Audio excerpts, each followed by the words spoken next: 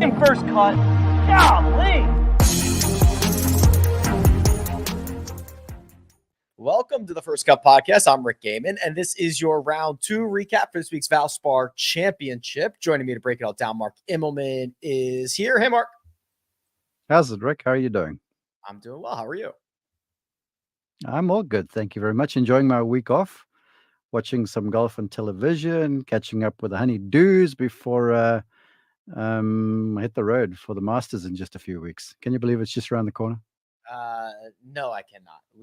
We've got two Crazy, more huh? rounds here. We've got 8 rounds in Texas, and then we will be at for the Masters. Bananas, and I understand you're going to be there. This is exciting for me. That's right. Yes, I will be making my first trip, my pilgrimage to Augusta National. I'm very much looking forward to it. I'll have to take you to dinner, show you the spots.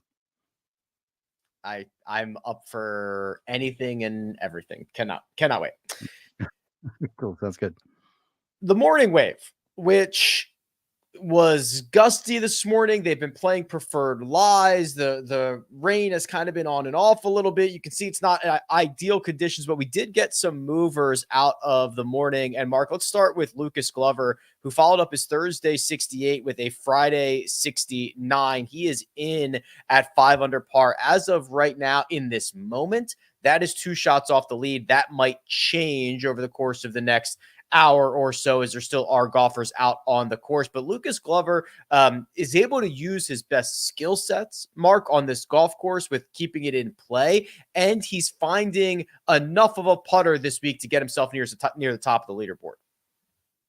Yeah, Rick, this is where you could speak to it better. But if you mentioned Lucas Glover and Innisbrook Copperhead Golf Course, they should be in the same sentence, because he's got almost the ideal skill set to fit this place, because these greens are small, the fairways are demanding to hit, and now you're starting to speak his language. And a number of the holes, I think of 14, sort of jump to mind. They turn a little to the left. The only, because he likes to hit that draw, as I think about it, the only real uncomfortable holes for him would be 16, because that hole turns right. But then again, the beauty of what he hits is it can just set a draw off down the right center, because everyone's pulling it in the trees down on that difficult par 4 anyway. So it's really a kind of place for Lucas where I feel like he gets there and you're like, all right, this is the kind of place I can go. You don't have to be super long off the tee. You've got to be precise. You have to control distance to these tiny greens. And now you're speaking his language. Yeah, certainly able to play out of the short grass often. And at last check, he was gaining about 3 strokes with the putter. And if that goes in that direction, Lucas Glover is always going to be in contention. Let's talk about one of the biggest movers, up 58 spots after his second round. That's KH Lee, Mark. So he goes 71-67. To put this into perspective, that 4 under round, that's the best round that we've seen today that's done. Maybe able to get to 5 under by somebody still out on the golf course right now, but KH Lee made a birdie on 1, an eagle on 11, a birdie on 12 and 15. The only blemish came at the very last hole, the 18th, which is obviously difficult there at the Copperhead course, but KH Lee was one of our biggest movers on Friday. Yeah, and also another guy who's just very reliable, and he plays I don't want to say emotionless, because everyone has, emotion to them when they're playing the game, but all the times I've watched him playing, he just always stays very even keel. Never seems like he's too up or too down. And this golf course, it'll get you on the ropes fast if you're not careful. And so, again, it's not a horses for courses thing, but it's the kind of thing with his skill set he also fits. Also loves to hit the ball from right to left, incidentally. But the thing about KH's round to me was, I've got a little, a friend of mine and I, we have a little friendly 5 on every round. We just get to pick one golfer, low round of the day.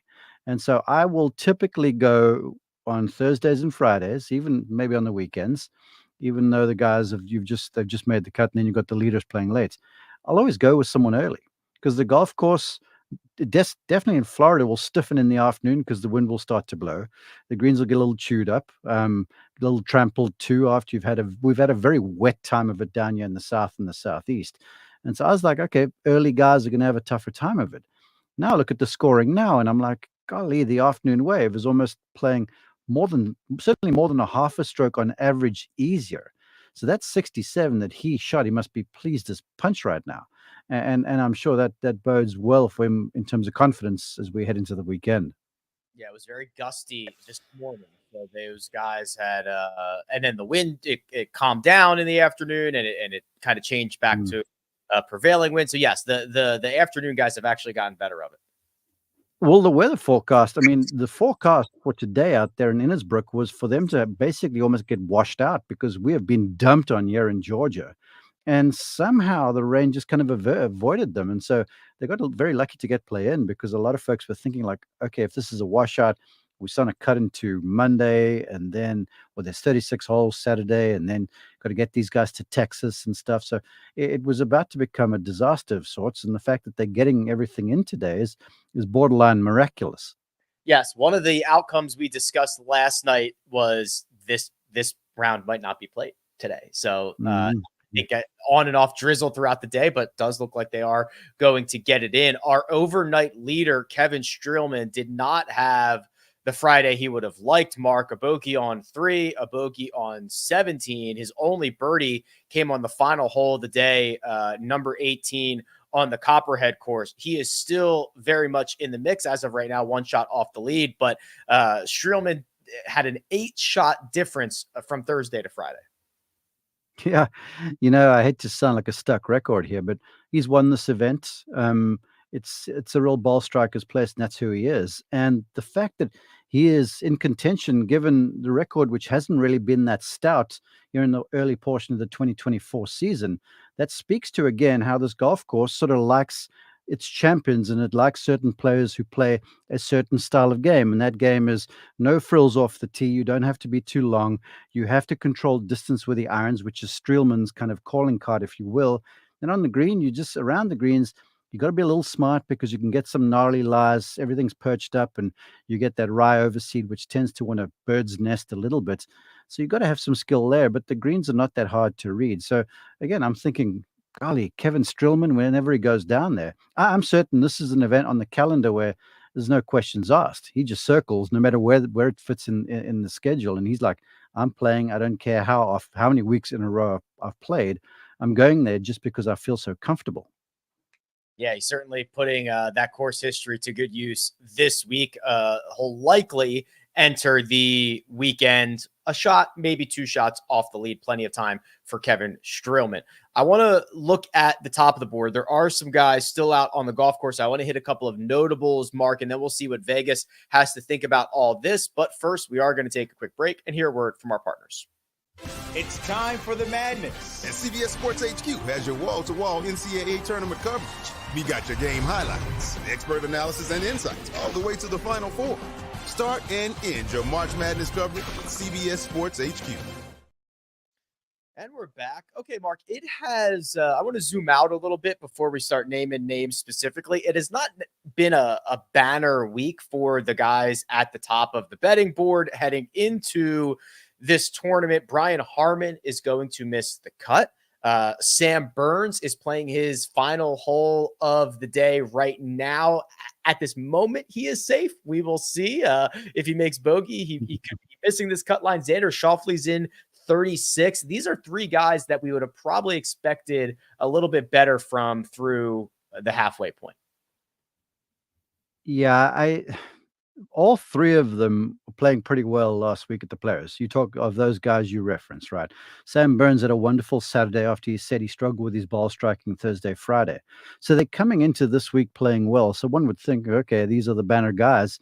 They should go well. But the truth of it is, after a week like one has at the Players Championship, it's riddled with emotion. It's a big week. The players know it. You could get a sense on the grounds there last week. It was just different. There's just a whole lot more to play for. And so when guys are contending under that sort of an environment, it wears on you. And so I can imagine Xander and Brian Harmon, who end one back, both had putts to get into a playoff with Scotty. They were getting, they went through the ringer emotionally and mentally. And I'm sure it's a little bit of a letdown. I'm sure they made their way over to Tampa sort of lazily on Monday after the event. Didn't really practice then. Then Tuesday would have been light. Wednesday's the Pro-Am. So I hate to say you come into an event unprepared, but you're certainly not as prepared as what you were for last week. And then you get off to a kind of a shaky start, and then you're like, oh, and there's just no adrenaline left, It's like your body is on empty. And I'm not saying this is an excuse for bad play, but it's really hard to lift yourself if you don't have everything, all your facilities at your disposal. So I can see why. I think maybe certainly with Xander now in the weekend where he's in, Sam Burns potentially also, where maybe they just freewheel and let things go a little bit more. But I could sort of see why they may have struggled, because this place is demanding and you cannot come in here unprepared. Again, I'm not saying they're not prepared, but I'm certain that they are low on the gas tank is on fumes right now. Yeah, certainly. And Sam Burns is having it's going to be a very sweaty finish. The cut line likely to be even par. That is where he's at on 18. He was playing out of the trees after his tee shot. So we'll see how this goes.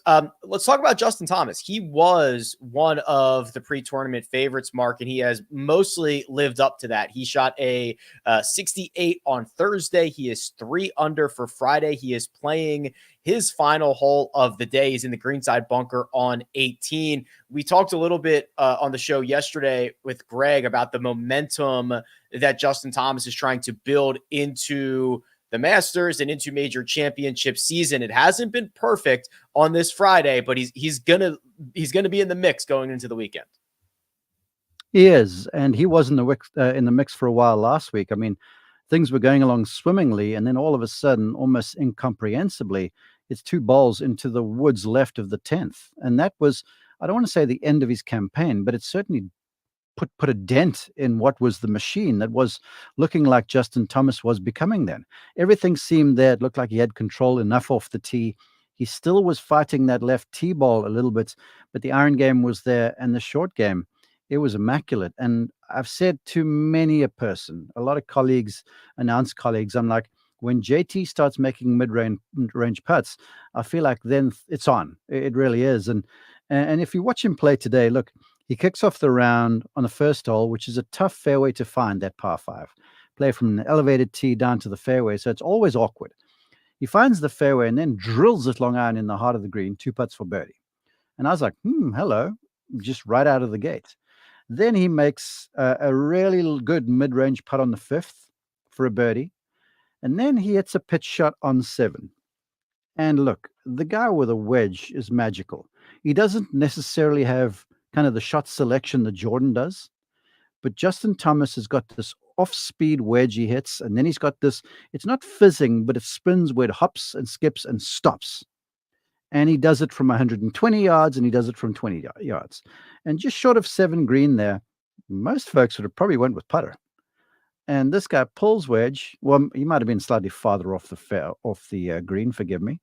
And he takes out his lob wedge and carves across this thing. It floats in the air over the slope. Lands, jumps, checks, nearly goes in.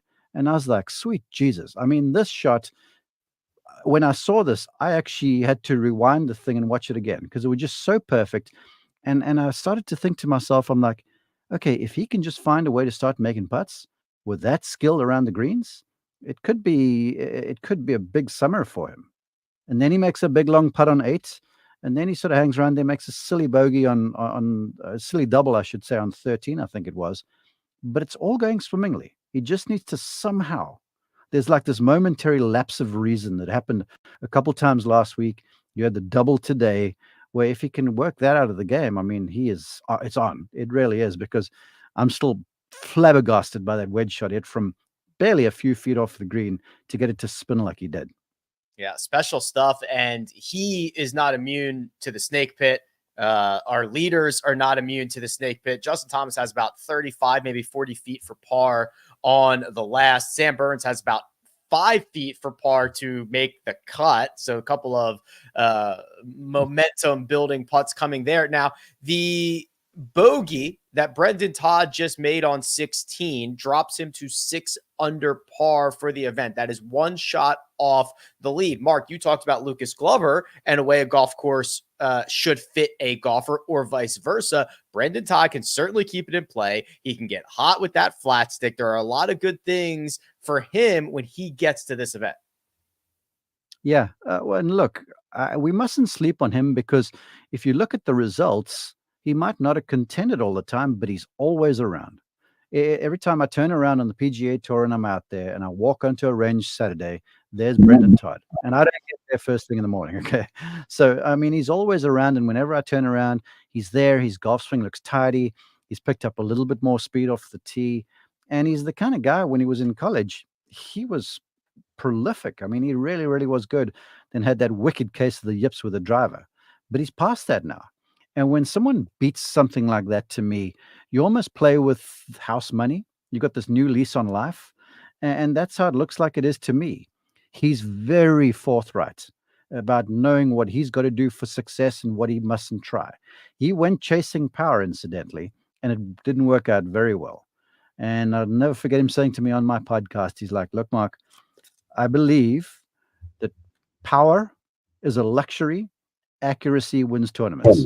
And there's no place like Innisbrook Copperhead in terms of requiring accuracy. And he's got that stuff in spades. Justin Thomas will make bogey on the last, or at least bogey.